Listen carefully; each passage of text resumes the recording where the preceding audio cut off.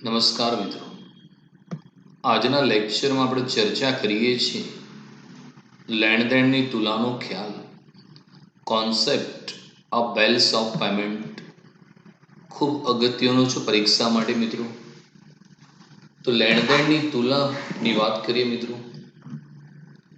કોઈ એક દેશના અન્ય દેશો સાથેના વેપારના મૂલ્યનું સરવૈયું, જેમાં વસ્તુઓ તથા સેવાઓના વેપારનું મૂલ્ય, સાધનોની હેરફેરનો ખર્ચ અને મૂડી વેપારના મૂલ્યની નોંધણી થાય છે.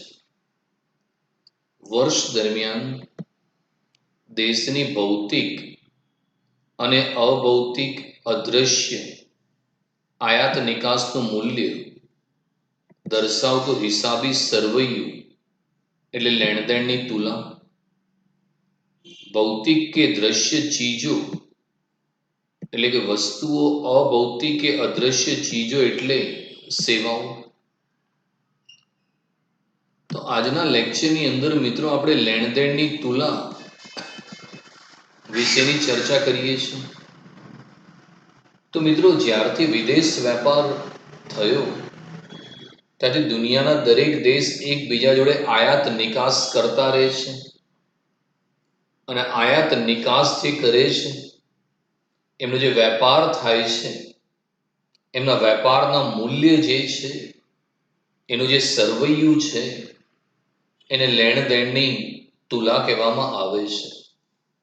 મતલબ એક વર્ષ દરમિયાન દેશની જે ભૌતિક એટલે દ્રશ્ય, જોઈ શકાય, વિઝિબલ, અને અભૌતિક એટલે સેવાઓ ની જે આયાત નિકાસ કરવામાં આવે છે, એનું જે મૂલ્ય છે, એનું સરવૈયું એ લેણદેણની તુલા છે. લેણદેણ એટલે કેટલા લેવાના અને કેટલા દેવાના છે. જો તમારી આયાતનું મૂલ્ય વધુ હશે અને નિકાસનું મૂલ્ય ઓછું હશે તો તમારે વધુ પૈસા ચૂકવવા પડશે. અને મોટે ભાગે જે વિકાસશીલ દેશો છે એમની લેણદેણની તુલા અસમતોલ હોય છે, કેમ કે એમની નિકાસના મૂલ્ય કરતાં આયાતનું મૂલ્ય વધુ હોય છે. પણ એની સામે જે વિકસિત દેશો છે મિત્રો, એમની નિકાસ વધુ હોય છે અને આયાત ઓછી હોય છે. એટલે એમનું હંમેશા લેણદેણની તુલા છે મિત્રો, એ અનુકૂળ હોય છે, નફો કરતી હોય છે, કારણ કે આવક વધુ અને ખર્ચ ઓછી હોય છે. કોઈ પણ દેશ છે મિત્રો, એ બીજા દેશ જોડે ભૌતિક ચીજ વસ્તુઓ અને અભૌતિક સેવાઓનો વેપાર કરતો હોય છે. જેમ એકાઉન્ટની અંદર બે બાજુ હોય છે, ઉધાર બાજુ અને જમા બાજુ, એમ મિત્રો લેણદેણની તુલા છે એની પણ બે બાજુ છે, જમા બાજુ અને ઉધાર બાજુ. અને એકાઉન્ટનો નિયમ કહે છે ઉપજ લાભ જમા. એટલે વિદેશી પાસેથી દેશની જે આવકો થાય એ જમા બાજુ નોંધાય છે, અને વિદેશોને થતી બધી જ ચૂકવણીઓ ઉધાર બાજુ નોંધાય છે. તો જે લેણદેણની તુલા છે એની બે બાજુ છે. એક જમા બાજુ, જ્યાં એક વર્ષ દરમિયાન દેશમાં કેટલી આવકો પ્રાપ્ત થઈ એ નોંધાય છે. અને ઉધાર બાજુ ખર્ચા, કે એક વર્ષ દરમિયાન કેટલી વિદેશની અંદર આપણે ચૂકવણી કરવી પડી એ ઉધાર બાજુ દર્શાવવામાં આવે છે.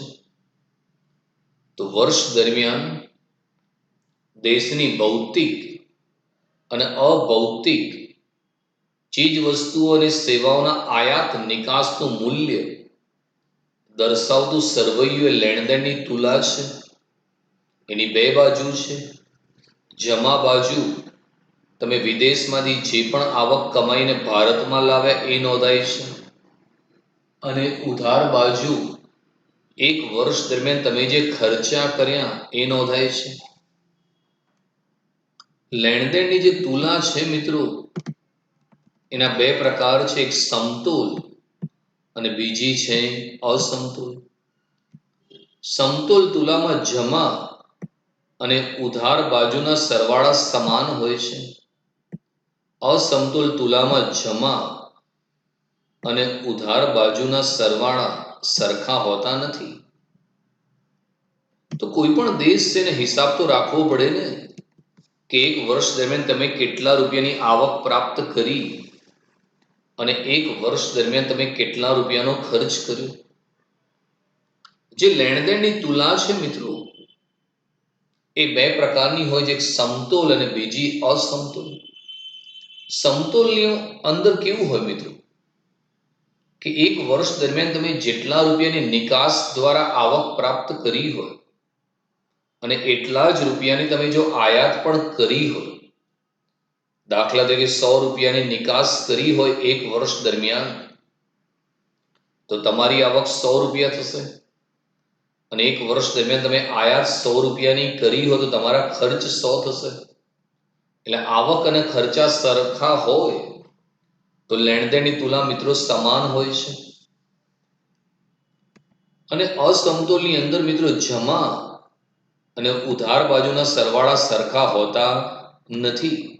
અને મોટે ભાગે જે વિકાસશીલ દેશો છે મિત્રો, એની લેણદેણની તુલા અસમતોલ હોય છે.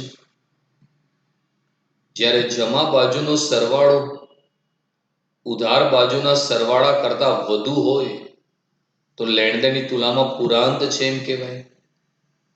જમા બાજુ મિત્રો, તો લેણદેણની જે તુલા છે મિત્રો, એની જે જમા બાજુ છે એ વિદેશમાંથી આવકો છે એ જમા બાજુ હોય છે અને વિદેશમાં થતી ચૂકવણીઓ ઉધાર બાજુ હોય છે. કોઈ પણ લેણદેણની તુલા પુરાંત વાળી ક્યારે કે પુરાંત એટલે નફો કરતી, લાભ વાળી. તો જે લેણદેણની તુલામાં જમા બાજુનો સરવાળો મતલબ આવકનો સરવાળો ઉધાર બાજુના ખર્ચના સરવાળા કરતા વધુ હોય તો લેણદેણની તુલામાં પુરાંત છે. અને જે વિકસિત દેશો છે અમેરિકા, ઇંગ્લેન્ડ મિત્રો, એમની લેણદેણની તુલા પુરાંત વાળી હોય છે, કેમ કે એ લોકો વધુ બીજા દેશમાં નિકાસ કરતા હોય છે. એટલે એમની આવક વધુ અને ખર્ચા ઓછા, તેમની લેણદેણની તુલામાં પુરાંત જોવા મળે છે. જ્યારે ઉધાર બાજુનો સરવાળો જમા બાજુના સરવાળા કરતા વધુ હોય તો લેણદેણની તુલામાં ખાધ છે એમ કહેવાય. ઘણી વખત મિત્રો લેણદેણની તુલા ખાધ વાળી હોય અને ભારત જે વિકાસશીલ દેશ છે મિત્રો, આપણી લેણદેણની તુલા હંમેશા ખાધ વાળી જ હોય છે. કારણ કે ઉધાર બાજુનો સરવાળો, ઉધાર બાજુ હંમેશા ખર્ચા નોંધવામાં આવે અને જમા બાજુ આવક નોંધવામાં આવે. પ્રોબ્લેમ એ છે કે દર વર્ષે મિત્રો આપણી આયાતો વધુ અને નિકાસ ઓછી હોય છે. તો જ્યારે ઉધાર બાજુનો સરવાળો એ જમા બાજુના સરવાળા કરતા વધુ હોય તો એ લેણદેણની તુલામાં ખાધ છે એમ કહેવાય.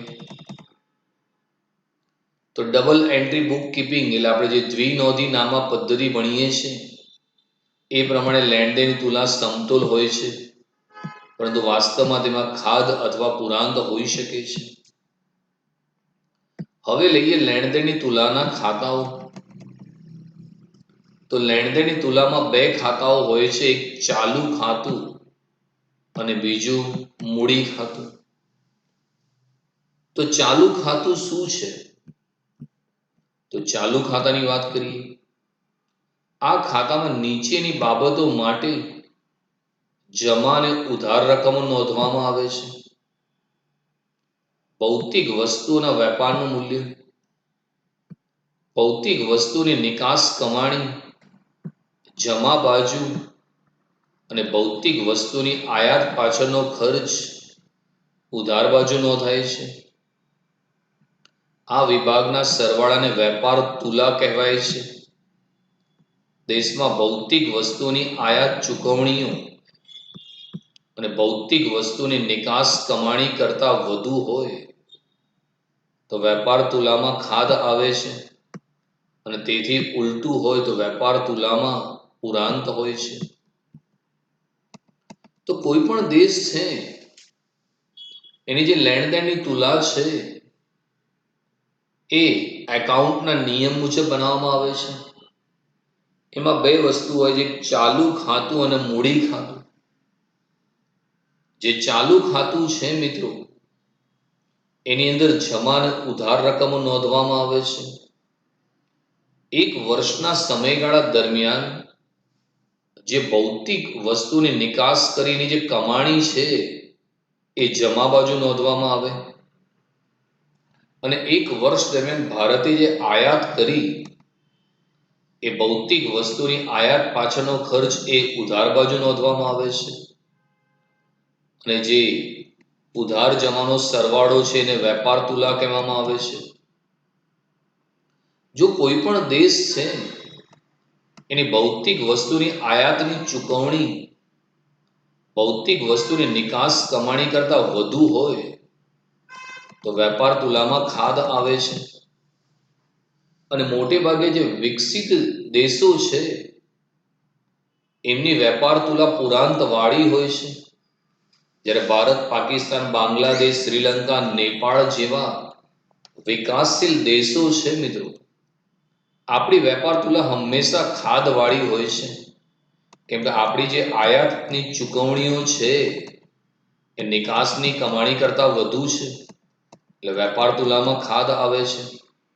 અને જો કોઈ દેશ છે એની નિકાસ કમાણી વધુ હોય અને આયાતની ચૂકવણી ઓછી હોય તો એની વેપાર તુલા પુરાંતવાળી ગણાય છે. બીજું છે અભૌતિક સેવાઓના નિકાસ કે આયાત થતી આવક અને જાવકની નોંધ પણ ચાલુ ખાતામાં થાય છે. એક અને બેના સંયુક્ત સરવાળાને ચાલુ ખાતાની તુલા કહે છે. તો અહીંયા મિત્રો જે ચાલુ ખાતું છે એમાં બે વસ્તુ છે. જે ભૌતિક વસ્તુઓ છે, જે ચીજ વસ્તુ જેને તમે જોઈ શકો છો, એ ભૌતિક વસ્તુઓ નું મૂલ્ય નોંધવામાં આવે છે. જ્યારે અહીંયા અભૌતિક સેવાઓ, ઘણી વખતે સેવાઓની પણ નિકાસ અને આયાત થતી હોય છે. કારણ કે આજનો જે સમય છે એમાં સંદેશા વ્યવહારની સેવા, શિક્ષણની સેવા, આરોગ્યની સેવા, ટેકનોલોજી જેવી અભૌતિક સેવાઓ નિકાસ અને આયાત થતી હોય છે. તેના આવક જાવકની નોંધ પણ ચાલુ ખાતામાં થાય છે. તો મિત્રો ચાલુ ખાતું બે ભાગમાં વહેંચાઈ જશે. પહેલા ભાગમાં ભૌતિક વસ્તુનું વેપાર મૂલ્ય નોંધવામાં આવશે, જ્યારે બીજા ભાગમાં અભૌતિક સેવાઓનું મૂલ્ય નોંધવામાં આવશે. બીજું છે મૂડી ખાતું. આ ખાતામાં એક દેશના અન્ય દેશો સાથેના મૂડી વ્યવહારોનું મૂલ્ય નોંધાય છે, જેવા કે બોન્ડ, શેર, સોનું, મૂડી પ્રકારનું ધિરાણ વગેરે તથા સ્થાયી મૂડી રોકાણ. ચાલુ ખાતા અને મૂડી ખાતાના સરવાળાને લેણદેણની તુલા કહેવામાં આવે છે. તો મૂડી ખાતું એટલે એક વર્ષનો જે સમયગાળો છે એની અંદર એ જોવામાં આવે કે કેટલી વિદેશની મૂડી ભારતમાં આવી, ભારતની કેટલી મૂડી વિદેશમાં ગઈ, વિદેશના લોકોએ ભારતના કેટલા શેર ખરીદ્યા, ડિબેન્ચર ખરીદ્યા, બોન્ડ ખરીદ્યા, એટલે કે ભારતમાં કેટલું મૂડીરોકાણ કર્યું. અને એક વર્ષના સમયગાળા દરમિયાન ભારતે બીજા દેશમાં કેટલું મૂડીરોકાણ કર્યું એ મૂડી ખાતાની અંદર નોંધવામાં આવે છે. કારણ કે રોજે રોજ શેર બજાર ખુલે એટલે વિદેશના રોકાણકાર ભારતના શેર બજારમાં રોકાણ કરતા હોય છે. શેરમાં, ડિબેન્ચરમાં, બોન્ડમાં, સોનામાં રોકાણ કરતા હોય છે. અને ભારતના લોકો બીજા દેશની અંદર મૂડી રોકાણ કરતા હોય છે. તે મૂડી ખાતામાં દર્શાવવામાં આવે છે. અને જે ચાલુ ખાતું અને મૂડી ખાતું છે એનો જે સરવાળો છે એને લેણદેણની તુલા કહેવામાં આવે છે. તો લેણદેણની તુલાની વાત કરી હતી આપણે. તો વર્ષ દરમિયાન દેશની ભૌતિક અને અભૌતિક આયાત નિકાસનું મૂલ્ય દર્શાવતું હિસાબી સરવૈયું લેણદેણની તુલા. લેણ દેણની તુલાના બે પ્રકાર છે, સમતોલ અને અસમતોલ. સમતોલ તુલા છે એમાં જમા અને ઉધાર બાજુનો સરવાળો સરખો હોય છે, જ્યારે અસમતોલ તુલામાં જમા અને ઉધાર બાજુનો સરવાળો સરખા હોતા નથી.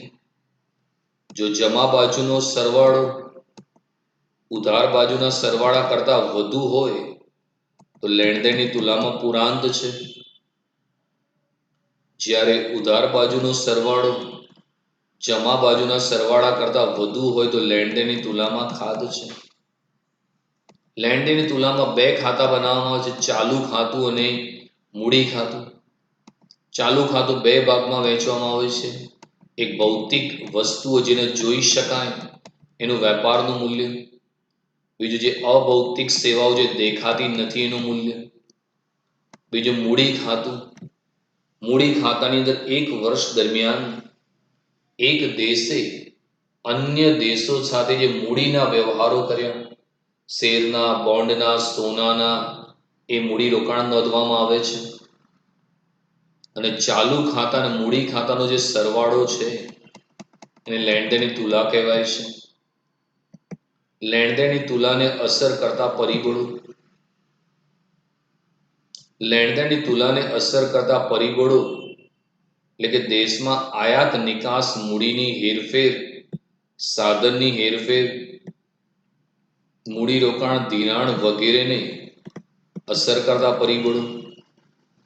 આવા પરિબળોને કારણે તુલામાં પૂરાંત અથવા ખાધ આવી શકે. આવા પરિબળો મુખ્યત્વે દેશના આર્થિક વિકાસના સ્તર પર આધારિત હોય છે. આવા કેટલાક પરિબળો નીચે મુજબ જણાવી શકાય. તો કોઈ પણ દેશ છે મિત્રો, એની લેણદેણની તુલાને ઘણા બધા પરિબળો અસર કરે છે. આજે કેમ ડોલર એ ભારતના રૂપિયા કરતા ઊંચો છે, એ મુખ્ય કારણ આપણું આયાત અને નિકાસના મૂલ્યના કારણે છે.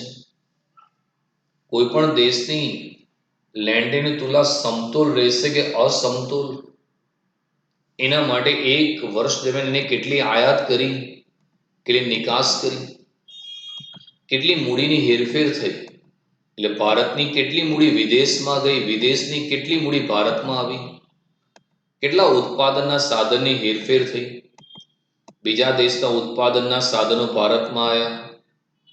મૂડી રોકાણ એક વર્ષ દરમિયાન વિદેશનું કેટલું મૂડી રોકાણ ભારતના શેર બજારમાં આવી રહ્યું છે, જ્યારે એક વર્ષ દરમિયાન ભારતનું કેટલું મૂડીરોકાણ વિદેશના બજારમાં થઈ રહ્યું છે.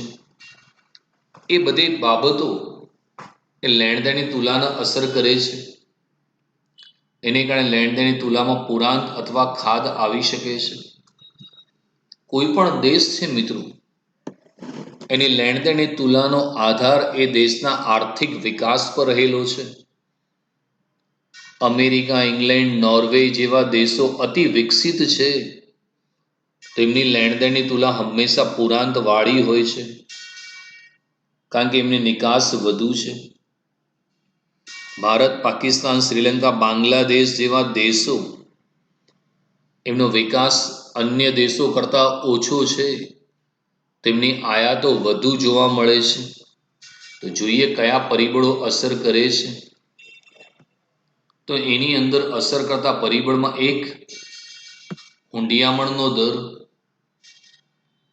વેપાર થતી વસ્તુ અને સેવાઓની પોતાના દેશમાં અને વિદેશોની કિંમત, વેપાર થતી વસ્તુઓની વિવિધતા અને ગુણવત્તા, અનિવાર્ય આયાતો, દેશના આર્થિક વિકાસનું સ્તર, વેપાર પર રાજકીય અને કાયદાકીય અંકુશો, વેપારને આધાર આપતી સવલતો જેમ કે વાહન વ્યવહાર, સંદેશાવ્યવહાર, અન્ય આંતરમાળખાકીય સુવિધાઓ. તો કોઈ પણ દેશને લેણદેણની તુલાને જે પરિબળો અસર કરે છે એમાં હુંડિયામણનો દર. હુંડિયામણનો દર એટલે જે દરે એક દેશના ચલણનું બીજા દેશના ચલણમાં રૂપાંતર થાય એને હુંડિયામણનો દર કહેવાય. દાખલા તરીકે $1 બરાબર 74 રૂપિયા. તો 74 રૂપિયાના આધારે તમે 74 રૂપિયા આપીને એનું ડોલરમાં રૂપાંતર કરી શકો છો. તે હુંડિયામણનો દર છે. અને જો મિત્રો હુંડિયામણનો દર ઊંચો હોય તો એ લેણદેણની તુલા પર બહુ જ ખરાબ અસર થાય છે. આજે $1 બરાબર 74-75 રૂપિયા છે. એને કારણે આપણી લેણદેણની તુલામાં ખાધ આવે છે. કારણ કે ડોલર ઊંચો હોય તો તમારે વધુ ચૂકવણી કરવી પડશે, અને જો ડોલર નીચો જાય તો ચૂકવણી ઓછી કરવી પડશે. બીજું છે વેપાર થતી વસ્તુ અને સેવાઓની પોતાના દેશમાં તથા વિદેશોમાં કિંમત. તમે જે પણ વસ્તુનો વેપાર કરો છો એ વસ્તુની પોતાના દેશમાં કિંમત કેટલી છે અને વિદેશોમાં એની કિંમત કેટલી છે એ પણ લેણદેણની તુલાને અસર કરે છે. ઘણી વખત એવું થાય કે તમારા દેશમાં વસ્તુની કિંમત ઊંચી હોય અને વિદેશની અંદર એની કિંમત સસ્તી હોય. એને કારણે વિદેશની વસ્તુ તમારા દેશમાં આયાત થવાની ચાલુ થાય. આજે કેમ મેડ ઇન ચાઇનાની વસ્તુઓ ભારતના બજારમાં છે? કારણ કે આપણા દેશમાં આપણા દેશની વસ્તુની કિંમત ઊંચી છે અને એની કિંમત સસ્તી છે. બીજું વેપાર થતી વસ્તુની વિવિધતા અને ગુણવત્તા. જેટલી મિત્રો વસ્તુની વિવિધતા અને ગુણવત્તા હશે એ લેણદેણની તુલાને અસર કરશે. અત્યારે તમે 4-વ્હીલરમાં જુઓ, બીજા દેશની કેટલી વિવિધતા અને ગુણવત્તાવાળી વસ્તુઓ ભારતના માર્કેટની અંદર આવી રહી છે.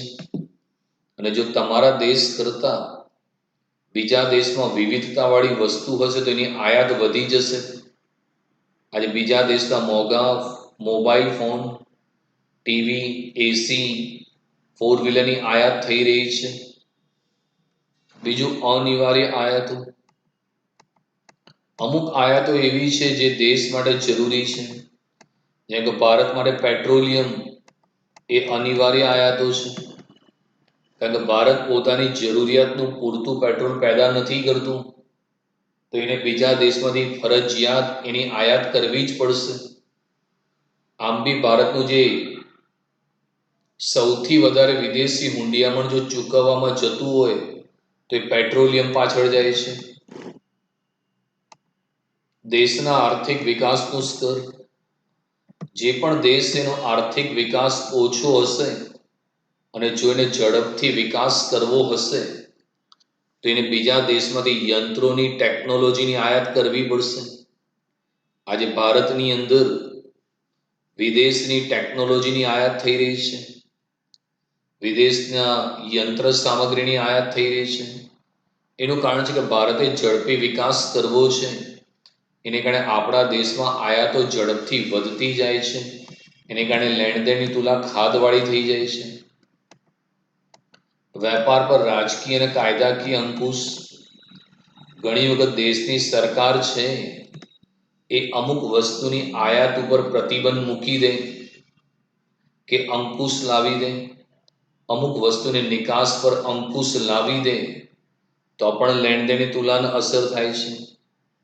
દાખલા તરીકે ભારતે પાકિસ્તાન અને ચીનની ઘણી બધી વસ્તુઓ પર અંકુશ લગાવી દીધા તો એને કારણે લેણદેણની તુલાને અસર થશે. કારણ કે ભારતના વેપારી જે પાકિસ્તાનમાં નિકાસ કરતા હતા એ કરી શકતા નથી. તો એ કાયદાકીય અંકુશો પણ લેણદેણની તુલાને અસર કરતા હોય છે. બીજું વેપારને આધાર આપતી સવલતો જેવી કે વાહન વ્યવહાર, સંદેશા વ્યવહાર, અન્ય આંતરમાળખાકીય સુવિધાઓ. કોઈ પણ દેશના વેપારને તમે કેટલી સવલતો આપો છો? જો તમે સારો વાહન વ્યવહારની ફેસિલિટી આપો છો, સારા રોડ, રસ્તા, પાણીની ફેસિલિટી, સંદેશા વ્યવહારમાં સારું ઇન્ટરનેટની સુવિધા આપો છો, અન્ય આંતરમાળખાકીય સુવિધા આપો તો વિદેશનું મૂડીરોકાણ તમારા દેશમાં આવશે. અને છેલ્લા કેટલાક વર્ષોની અંદર વિદેશનું મૂડીરોકાણ ભારત તરફ આવી રહ્યું છે. એ સારી વસ્તુ કહી શકાય. તમે છેલ્લે જોયું હોય કે એપલ કંપની છે, સેમસંગ કંપની છે, એને પણ ભારતની અંદર પોતાના કારખાના નાખ્યા છે, જેથી ઉત્પાદન ભારતમાં થઈ રહ્યું છે. હવે મિત્રો, એક લેણ દેણની તુલાનું એક કાલ્પનિક ઉદાહરણ દ્વારા સમજીએ મિત્રો. આ જમા બાજુ છે અને આ ઉધાર બાજુ આપ જોઈ શકો છો. જમા બાજુ મિત્રો હંમેશા આવક હોય છે અને ઉધાર બાજુ હંમેશા ખર્ચ નોંધવામાં આવે છે. તો એ સમજીએ. તો વસ્તુની નિકાસો છે. આજે ચાલુ ખાતું છે મિત્રો. ચાલુ ખાતામાં બે વસ્તુ આવે, એક ભૌતિક વસ્તુ અને અભૌતિક સેવાઓ. એ નોંધવાની અંદર આવે છે. એની અંદર તો એક કાલ્પનિક ઉદાહરણ છે કે એક વર્ષ દરમિયાન 200 કરોડની નિકાસ કરી, 100 કરોડની સેવાઓની નિકાસ કરી,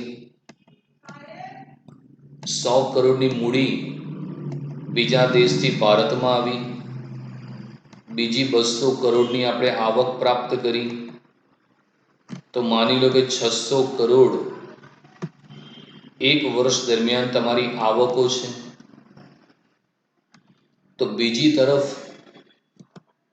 એક વર્ષ દરમિયાન તમે 300 કરોડની આયાત કરી, 200 કરોડની સેવાની આયાત કરી, 200 કરોડ બીજા દેશમાં ચૂકવણી કરી અને 100 કરોડની બીજી કોઈ ચૂકવણી કરી. હવે જુઓ, તમારી આવક 600 કરોડ છે, એની સામે તમારી ચૂકવણી 800 કરોડ છે. તો મિત્રો, આ ખાધવાળી તુલા કહેવામાં આવે, કારણ કે એક વર્ષ દરમિયાન તમારી આવક 600 કરોડ છે, એની સામે તમારી ખર્ચા 800 કરોડ છે. તો જમા બાજુનો સરવાળો માઇનસ ઉધાર બાજુનો સરવાળો લો તો આ કેટલા આયા? -200. એટલે કહી શકાય કે જે તમારી લેણદેણની તુલા છે એમાં ખોટ દેખાઈ રહી છે, તે ખોટ દર્શાવી રહી છે. અને મોટે ભાગે જે વિકાસશીલ દેશો છે એની લેણદેણની તુલા ખોટવાળી હોય છે. જમા બાજુ એ આવકો નોંધવામાં આવે. આ જોઈ શકો, આ બધી આવકો છે. વસ્તુની નિકાસ દ્વારા આવક, સેવાની નિકાસ, મૂડી આવક, એક તરફી આવક. અને ઉધાર બાજુ ખર્ચા, એમાં આયાતો, સેવાની આયાતો, મૂડી ચૂકવણી, એક તરફી ચૂકવણી. તો એક વર્ષ દરમિયાન તમારી આવક 600 કરોડ છે અને ખર્ચા 800 કરોડ, -200. તો લેણદેણની તુલા ખાધવાળી આપ જોઈ શકો છો. તો અગાઉ આ ચાલુ ખાતું હતું. ચાલુ ખાતામાં બે વસ્તુ હોય, એક વસ્તુ અને બીજી સેવા. જ્યારે જે મૂડી ખાતું છે, એ મૂડી ખાતાની અંદર એક વર્ષ દરમિયાન કેટલી વિદેશની મૂડી ભારતમાં આવી અને એક વર્ષ દરમિયાન ભારતની મૂડી વિદેશમાં કેટલી ગઈ. આ જમા બાજુ છે એ બતાવે છે કે વિદેશની કેટલી મૂડી ભારતમાં આવી. લાંબા ગાળાનું ઋણ એટલે આપણે બીજા દેશ પાસેથી કોઈ લોનો લીધી હોય, દેવું કર્યું હોય, એ પૈસા ભારતમાં આવે. ટૂંકા ગાળા માટે નાણાં ઉછીના લીધા હોય, ભારતનું સોનું બીજા દેશમાં વેચીએ તો આવક ભારતમાં આવે. તો આ જમા બાજુ શું બતાવે છે કે એક વર્ષ દરમિયાન કેટલી વિદેશની મૂડી ભારતમાં આવી. તમે લાંબા ગાળાનું ઋણ, મતલબ અમેરિકાની IMF પાસેથી લોન લીધી કે વર્લ્ડ બેંક પાસેથી લોન લીધી, એ પૈસા ભારતમાં આવ્યા. કોઈ દેશ જોડે ટૂંકા ગાળા માટે નાણાં લીધા, તમારા દેશનું સોનું બીજા દેશમાં વેચીને આવક પ્રાપ્ત કરી. આ ઉધાર બાજુ છે, એ બતાવે છે કે એક વર્ષ દરમિયાન ભારતની મૂડી વિદેશમાં કેટલી ગઈ. લાંબા ગાળાનું ધિરાણ એટલે એક વર્ષ દરમિયાન ભારતે બીજા દેશને કેટલી લોનો આપી. આપણે મિત્રો ઘણા ગરીબ દેશોને ધિરાણ કરીએ છીએ. ભૂતાન છે, બાંગ્લાદેશ છે, બર્મા છે, તો આપણે એમને ધિરાણ આપતા રહીએ છીએ. ટૂંકા ગાળા માટે આપણે નાણાંનું ધિરાણ કર્યું હોય કોઈ દેશને, તો એને કારણે ભારતની મૂડી બીજા દેશમાં જશે. અને આપણે સોનું ખરીદ્યું, ગોલ્ડ ખરીદ્યું, તો આપણે બીજા દેશને પૈસા ચૂકવવા પડશે. હવે ઉદાહરણ સમજો કે અહીંયા તમારી પાસે 400 કરોડ રૂપિયાની આવક છે અને માની લો કે 200 કરોડ ના તમારા ખર્ચા છે, તો અહીંયા મૂડી ખાતાની તુલા +200 છે. કેમ +200? +200 એટલે કે તમારી જમા બાજુનો સરવાળો વધુ છે અને ઉધાર બાજુનો સરવાળો ઓછો છે. તો આ બતાવે છે કે તમારી જે તુલા છે પુરાંત વાળી છે, કેમ કે આવક વધુ છે અને ખર્ચા ઓછા છે. એ જોવામાં આવે. હવે જો કુલ સરવાળો મારું છું, કુલ જમા, અહીંયા સમજજો, આ ચાલુ ખાતું છે, ચાલુ ખાતાની જમા બાજુનો સરવાળો કેટલો? 600 કરોડ. અને આ મૂડી ખાતાનો સરવાળો કેટલો? 400 કરોડ. તો આ ચાલુ ખાતાની જમા બાજુ 600 કરોડ અને મૂડી ખાતાનો 400, 600 + 400 એટલે કુલ જમા કેટલા થયા? 1000. ચલો હવે ઉધાર બાજુ, ચાલુ ખાતાની અંદર કેટલા હતા? 800 કરોડ. અને અહીંયા માની લો કે 200 કરોડ છે, તો 800 + 200 એટલે કેટલા? 1000. એટલે અહીંયા માની લો કે બંને બાજુનો સરવાળો મળી ગયો છે, તો એ સમતોલ કહેવામાં આવશે. પણ જનરલી એવું જરૂરી નથી કે તમારી લેણ દેણ તુલા સમતોલ જ હોય. એ અસમતોલ પણ હોઈ શકે. કારણ કે વાસ્તવની અંદર કોઈ પણ દેશની લેણ દેણ તુલામાં ખાધ અથવા પુરાંત હોઈ શકે. જે વિકસિત દેશો છે એની લેણ દેણ તુલા હંમેશા પુરાંત વાળી હોય છે. અને જે વિકાસશીલ દેશો છે એની લેણ દેણ તુલા હંમેશા મિત્રો ખાધ વાળી જોવા મળે છે. તો આ લેણ દેણની તુલા આપણે સમજ્યા મિત્રો. લેણ દેણની તુલા બે ભાગમાં છે. કારણ કે એકાઉન્ટમાં જેમ ચાલુ ખાતું અને મૂડી ખાતું હોય, એક કાલ્પનિક ઉદાહરણ દ્વારા બતાવ્યું. ચાલુ ખાતું છે બે ભાગમાં હોય, એક ભૌતિક વસ્તુ અને અભૌતિક સેવા. તો આ ચાલુ ખાતાનો સરવાળો છે, એ ચાલુ ખાતાનો સરવાળો.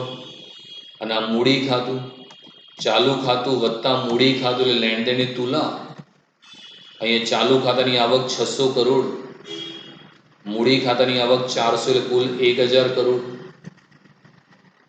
અહીંયા ચાલુ ખાતામાં 800 કરોડની ખર્ચા, અહીં 200 એટલે 1000. તો એ મળી ગયું એટલે જરૂરી નથી કે મળી જાય, એમાં ફરક પણ હોઈ શકે છે. તો આજના જે લેક્ચર છે મિત્રો, એની અંદર આપણે લેણ દેણની તુલા વિશે ચર્ચા કરી. વર્ષ દરમિયાન દેશની ભૌતિક અને અભૌતિક આયાત નિકાસનું મૂલ્ય દર્શાવતું સરવૈયું એટલે લેણ દેણની તુલા. લેણ દેણની તુલા બે પ્રકારની હોય, સમતોલ અને અસમતોલ. તો જ્યારે લેણ દેણની તુલામાં જમા બાજુ અને ઉધાર બાજુનો સરવાળો સરખો હોય તો લેણ દેણની તુલા સમતોલ કહેવામાં આવે. અને જે લેણ દેણની તુલામાં જમા અને ઉધાર બાજુનો સરવાળો સરખા હોતા નથી, એ અસમતોલ લેણ દેણની તુલા છે. જમા બાજુનો સરવાળો ઉધાર બાજુના સરવાળા કરતા વધુ હોય તો લેણ દેણની તુલામાં પુરાંત છે. જ્યારે ઉધાર બાજુનો સરવાળો જમા બાજુના સરવાળા કરતા વધુ હોય તો લેણ દેણની તુલામાં ખાધ છે.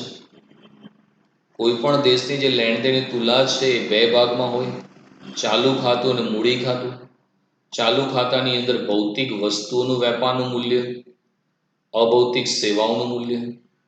જ્યારે મૂડી ખાતાની અંદર એક દેશના અન્ય દેશો સાથેના મૂડી વ્યવહારનું મૂલ્ય નોંધવામાં આવે છે. કોઈ પણ દેશની લેણ દેણની તુલાને અસર કરતા પરિબળો છે. હુંડિયામણનો દર, વેપાર થતી વસ્તુ અને સેવાઓની પોતાના દેશમાં તથા વિદેશોમાં કિંમત, વેપાર થતી વસ્તુની વિવિધતા અને ગુણવત્તા, અનિવાર્ય આયાતો, દેશના આર્થિક વિકાસનું સ્તર, વેપાર પર રાજકીય અને કાયદાકીય અંકુશ, વેપારને આધાર આપતી સવલતો જેવી કે વાહન વ્યવહાર, સંદેશા વ્યવહાર, અન્ય આંતરમાળખાકીય સુવિધા.